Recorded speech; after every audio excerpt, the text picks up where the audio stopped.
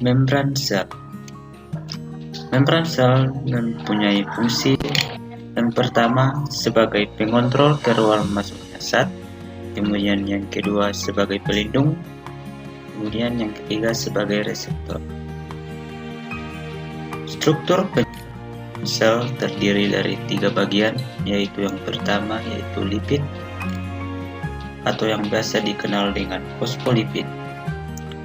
Lipid terdiri dari 2 bagian, yaitu bagian kepala atau yang disebut dengan fosfat, kemudian bagian ekor yang biasa disebut dengan lipid. Bagian kepala atau yang disebut dengan fosfat bersifat hidrofilik atau suka terhadap air. Kemudian bagian ekor atau lipid mempunyai sifat yaitu hidrofobik atau tidak suka terhadap air. Karena kedua perbedaan sifat ini, maka fosfolipid disebut memiliki sifat selektif permeabel.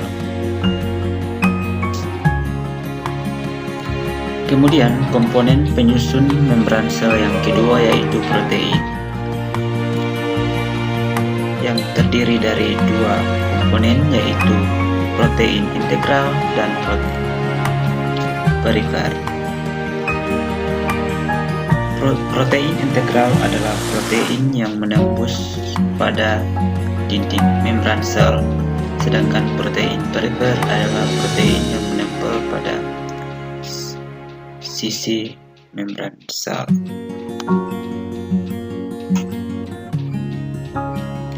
Kemudian komponen penyusun yang ketiga yaitu karbohidrat dalam bentuk oligosakarida.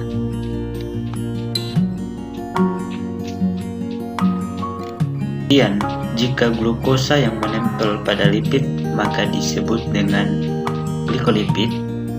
Kemudian jika glukosa menempel pada protein maka disebut glikoprotein. Dan untuk lebih jelasnya kita dapat melihat ini gambar membran sel. Keseluruhan ini disebut dengan fosfolipid bilayer karena terdiri dari 2 lapisan, yaitu lapisan bawah dan lapisan atas. Kemudian glikolipid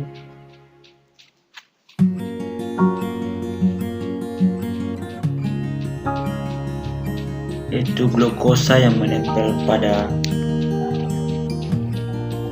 lipid, kemudian ada glikoprotein yaitu glukosa yang menempel pada protein, dan ada protein perifer yaitu protein yang menempel pada sisi sel. Kemudian ada protein integral yaitu protein yang menembus pada lapisan sel.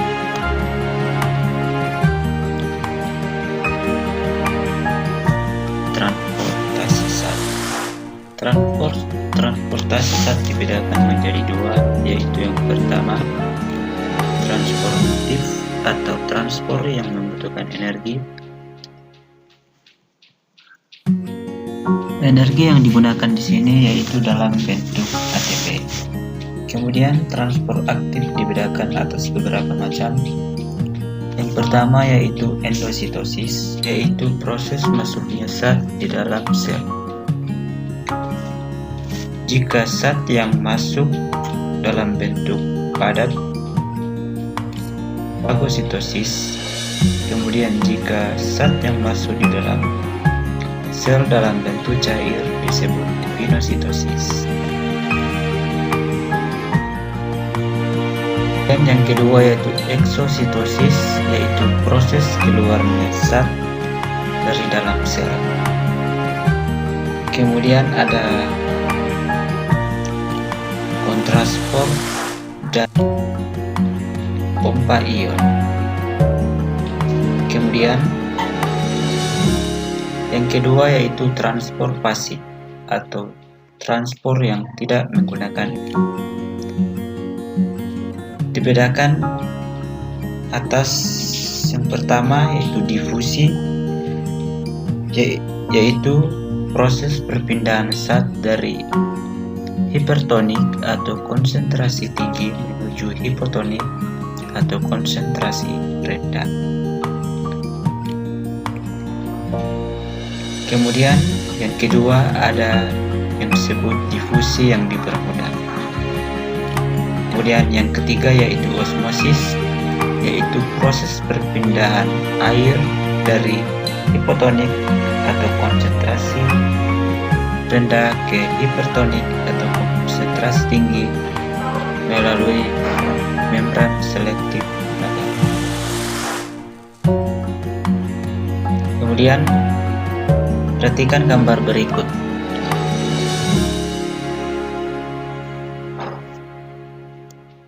Di sini ada 3 gelas yang diisi dengan 3 larutan yang berbeda, yaitu isotonik,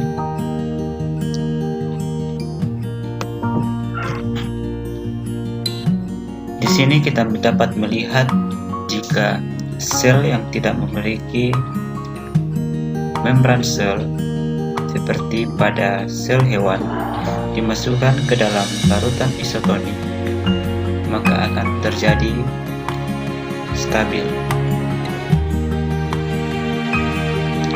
Kemudian kita melihat larutan yang kedua yaitu larutan hipotonik.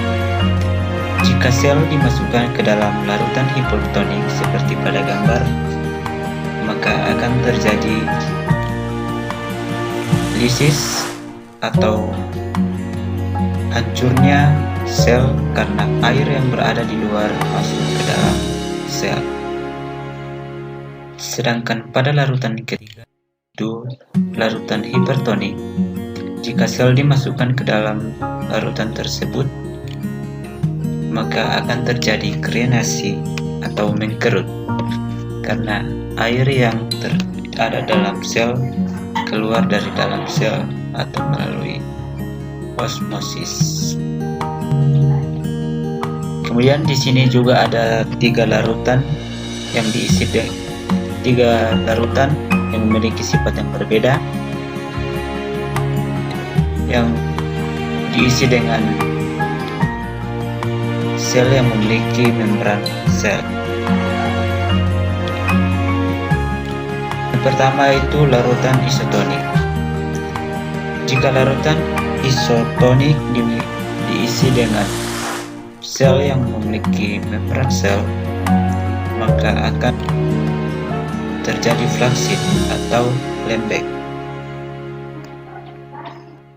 Kemudian jika dimasukkan ke dalam larutan yang bersifat hipotonik, akan mengalami atau bersifat turgid karena air yang berada di luar sel masuk ke dalam sel. Kemudian jika sel tersebut dimasukkan ke dalam larutan yang hipertonik, akan terjadi plasmolisis, di mana zat yang ada di dalam sel keluar dari sel.